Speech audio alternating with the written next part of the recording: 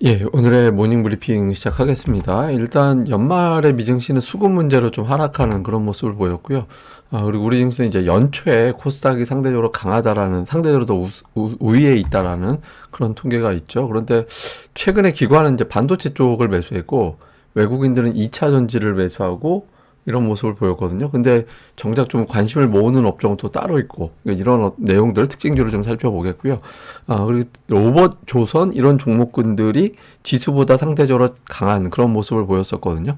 이런 업종도 차트를 통해서도 간단하게 설명드리도록 하겠습니다.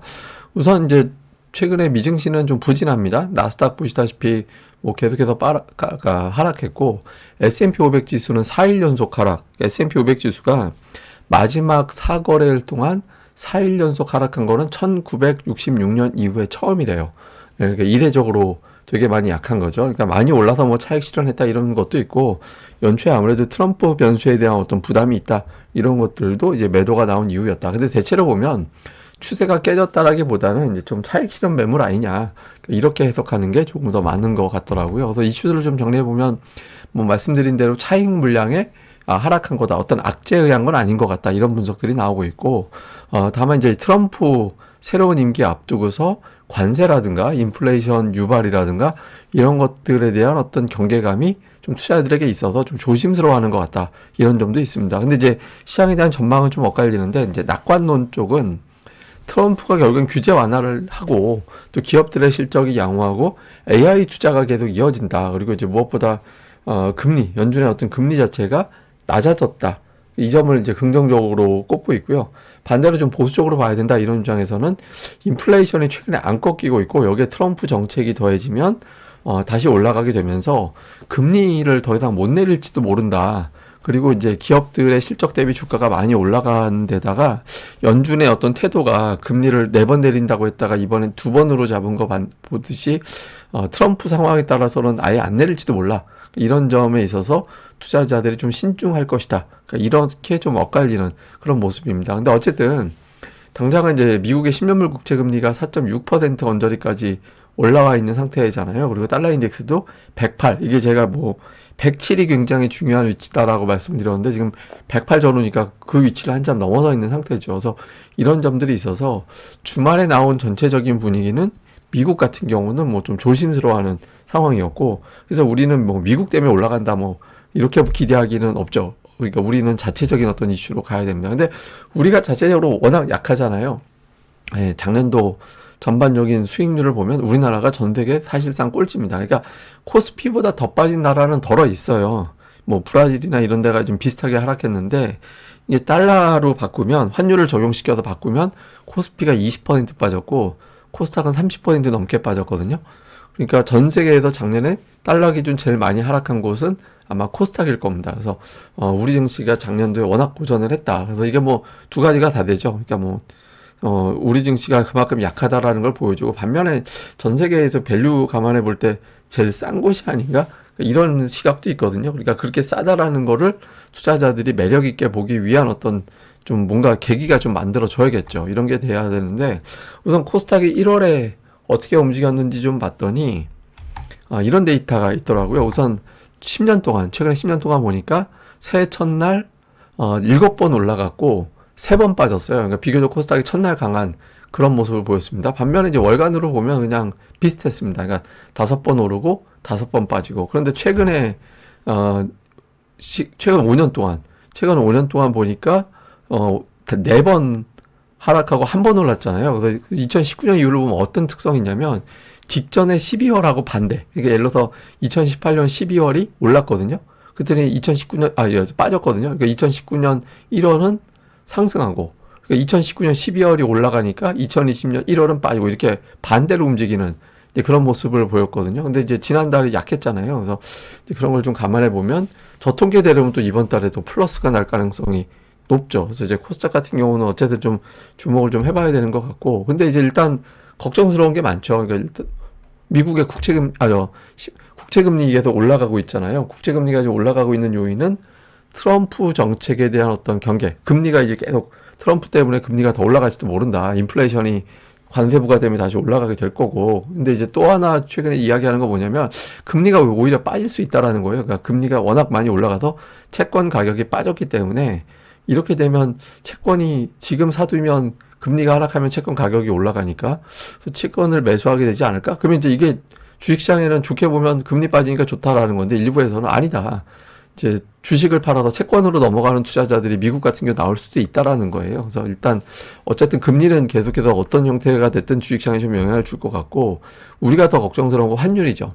예, 미국. 근데 달러 인덱스 같은 경우는 최근에 좀 이렇게 쭉쭉 올라가는 건 아니에요. 그러니까 박스권이었다가 이제 살짝 박스권 상단 정도 와 있는 거 정도밖에 안 되거든요. 문제는 우리나라 이제 원달러 환율이 더 가파르게 올라갔잖아요.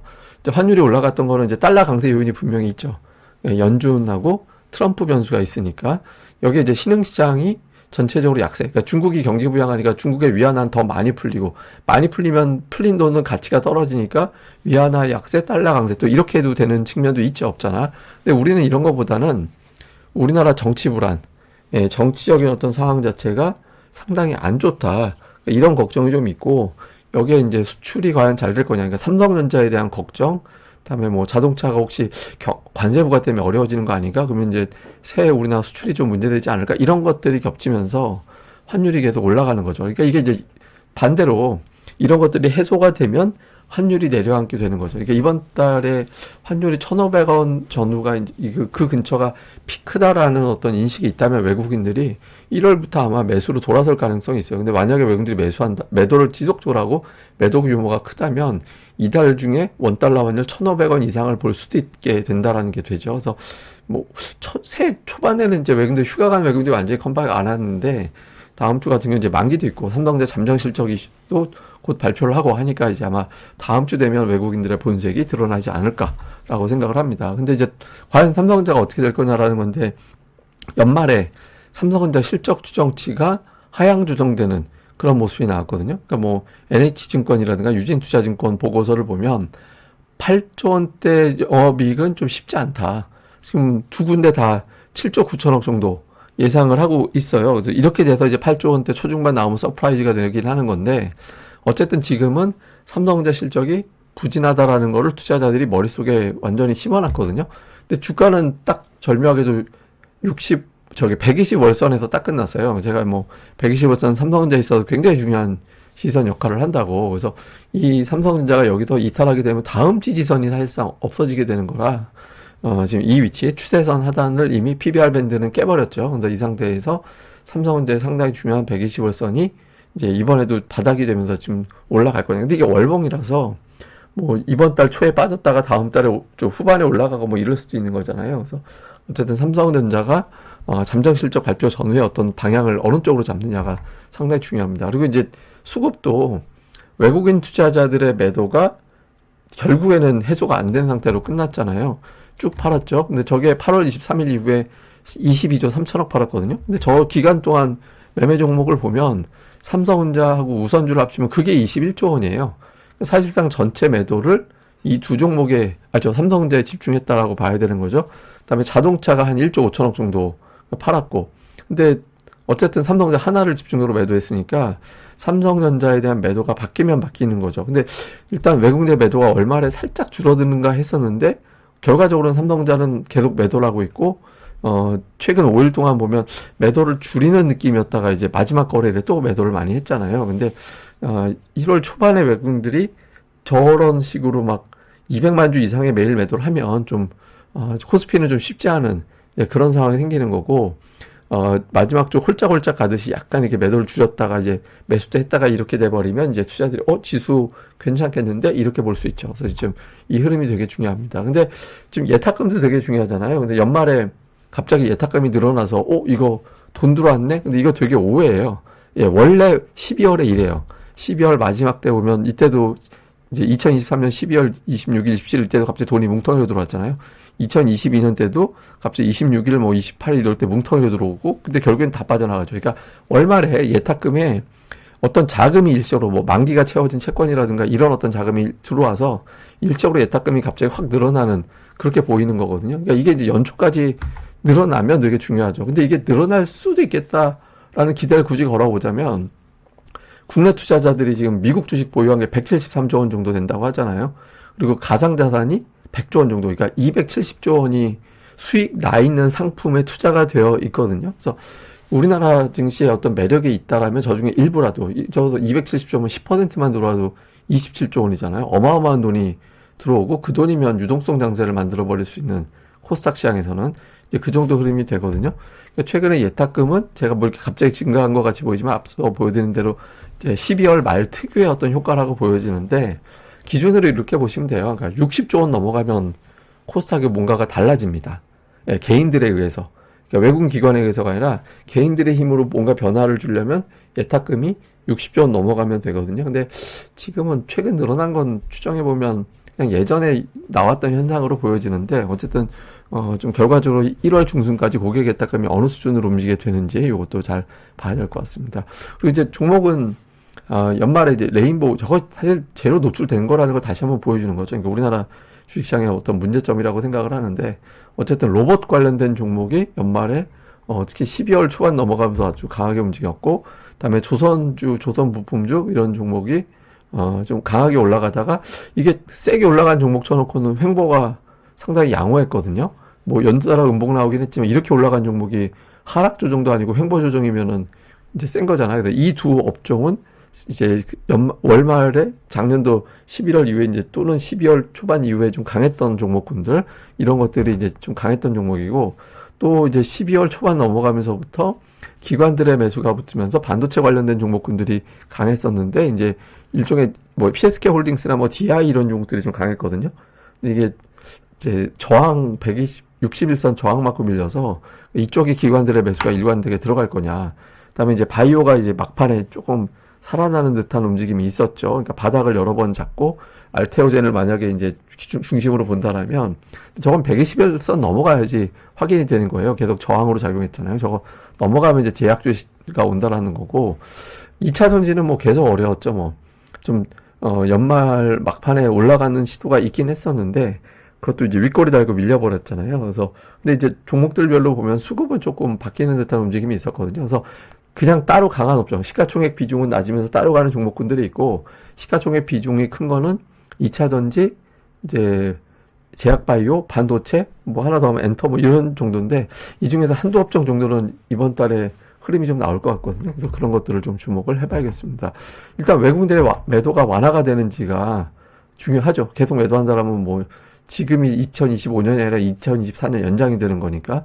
그 다음에 이제 정치 뉴스가 대통령 관련된 체포영장 이슈라든가 이런 것들, 헌법재판소장 임명 이런 것들이 나오면서 정치 뉴스의 피크가 지나갔다 이렇게 보는 투자들이 과연 나올 거냐. 그래서 환율이 빠지면 외국인들의 선물 시장이 움직이면서 현물도 달라질 수 있거든요. 그래서 어떤 구도가 되는지. 근데 저는 개인적으로는 1월에는 지수보다는 이제 종목들 움직임이 되게 중요하다고 보거든요. 특히 코스닥의 종목 장세, 그 중에서도 기관 투자자들이 어느 업종에 붙냐. 이미 어느 업종에 붙어 있는 빌드업한 느낌 있는 업종은 몇 개가 있잖아요. 근데 그 중에서 실제로 이번 달에 그대로 매수가 들어가는지 아니면 새롭게 바꾸는지, 그런 것들도 중점적으로 살펴봐야겠습니다. 자, 우선 이제 코스닥 시장은 연봉으로는 10% 넘게 빠진 다음에는 올라가는 징크스가 있긴 했거든요.